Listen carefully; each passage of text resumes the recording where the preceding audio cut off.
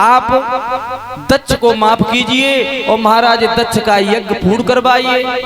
देवताओं ने जब विनती की तो भोले बाबा ने कहा ठीक है यज्ञ तो पूर्ण होगा, लेकिन महाराज दक्ष का गला काट दिया तुम्हारे कहने पर, हम इसे जीवन दान दे रहे तुम्हारे कहने पर, लेकिन हमारी सती ने श्राप दिया था कि ये अंग भंग रहेगा, तो ये श्राप हम पूरा करेंगे, इसलिए जीवन दान तो मिलेगा। लेकिन जैसे थे महाराज दक्ष वैसे अब नहीं हो सकते। कैसे होंगे? भोले ने कहा सुनो, अरे तुम युद्ध खंड को जाइयो,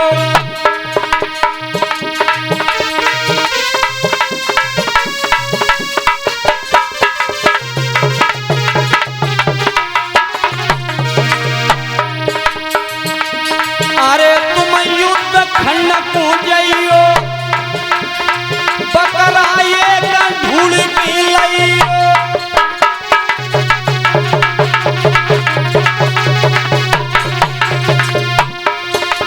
जवाब दो, तुम चले जाओ और एक बकरा देख खिलाओ।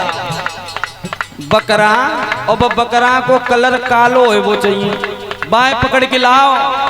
और सुनो, जाकी काया होय सबकारी, और बकरा की लंबी होय दाढ़ी।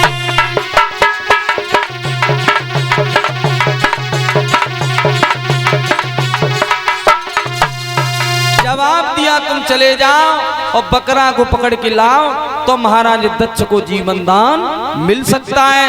आज सुखदेव बोले हे राजन परीक्षित वही हुआ, बकरे को पकड़ करके लाए, भोले बाबा ने बकरा का सर लिया और महाराज दक्ष के लगा दिया।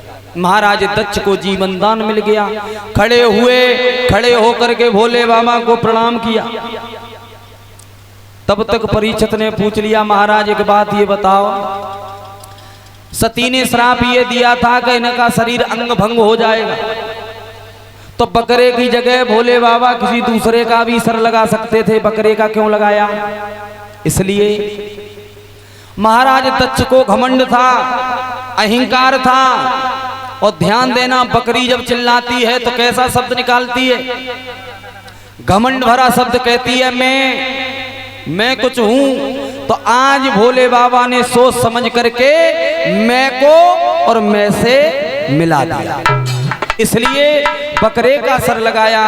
अब महाराज दक्ष खड़े हुए, प्रणाम किया, और जब प्रणाम किया तो भोले बाबा से कुछ कहना चाहे लेकिन बोल नहीं पाए, क्योंकि सर बकरे का था। लेकिन उनके मुंह से सबसे पहले भोले बाबा का नाम बदल गया, महाराज दक्ष ने ये रख दिया था।